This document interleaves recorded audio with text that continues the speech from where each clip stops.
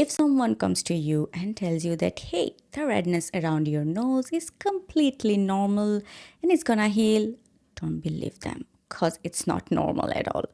Sometimes it can be telling you something else that's going on in your body, in fact, on your skin. A few years ago, I had seborrheic dermatitis flare ups, and that time I didn't know about it. I thought seborrheic dermatitis is only a condition you have on your scalp. So, what happened is that I used a very harsh acidic pill. Somehow, that low pH acidic pill triggered my seborrheic dermatitis. And after a week, I saw that my skin around the nose was peeling. First, it was only red and I ignored it. I thought, well, it's normal. Like maybe I didn't put enough moisturizer there. But next 2 days, it started peeling. And then I thought maybe I didn't exfoliate my skin enough. I started putting more exfoliating agents there. It became worse and then it started paining. It was so painful at one point that I was not able to touch it at all. So I saw that the flaking around my nose and the flaking on my scalp almost looks similar. To experiment what I did, I started using an anti-dandruff shampoo around my nose. And what happened that after one use, it did calm down and I was like,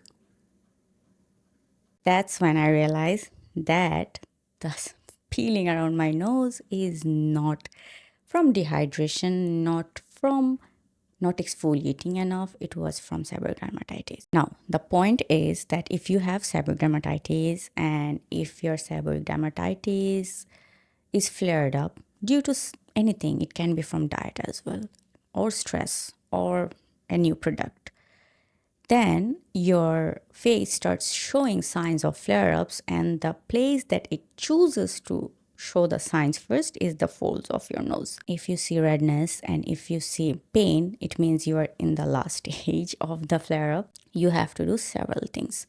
First of all, you have to stop all kind of actives.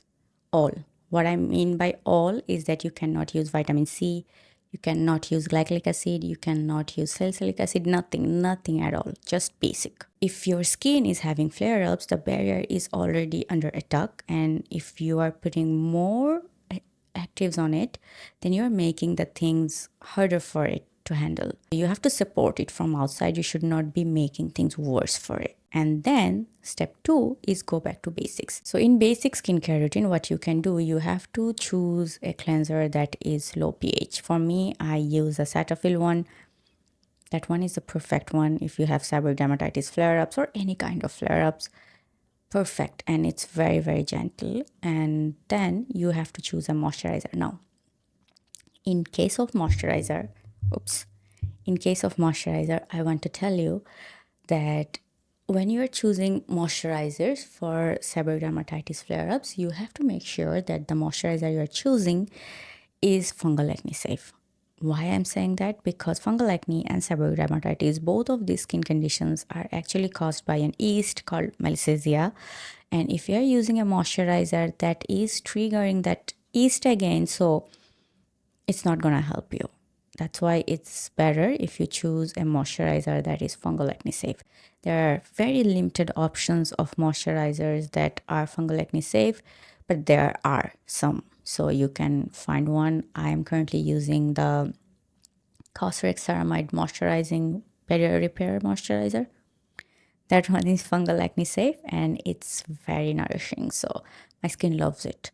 And it's the perfect product if you have any kind of flare-ups. Gentle cleanser, then fungal acne safe moisturizer, then an SPF, which is also fungal acne safe. You have to make sure that you are using fungal acne safe products. And third, you have to use the shampoo. Now this one gets tricky because when you have seborrheic dermatitis, your skin is already very dry and peeling.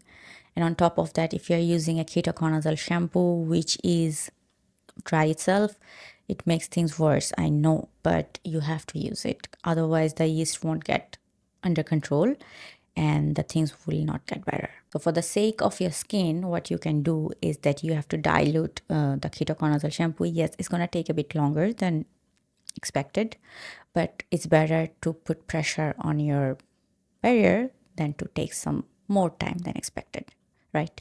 So you take the ketoconazole shampoo, you dilute it in water on your palm, and then you apply only on your affected area, not the entire face, because we don't want a dehydrated face, okay?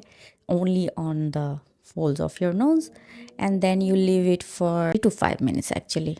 You don't need more than 5 minutes because otherwise it's gonna make your skin more dry. And then you wash it with warm water. But before you apply the shampoo, make sure that your face is properly cleansed with the cleanser.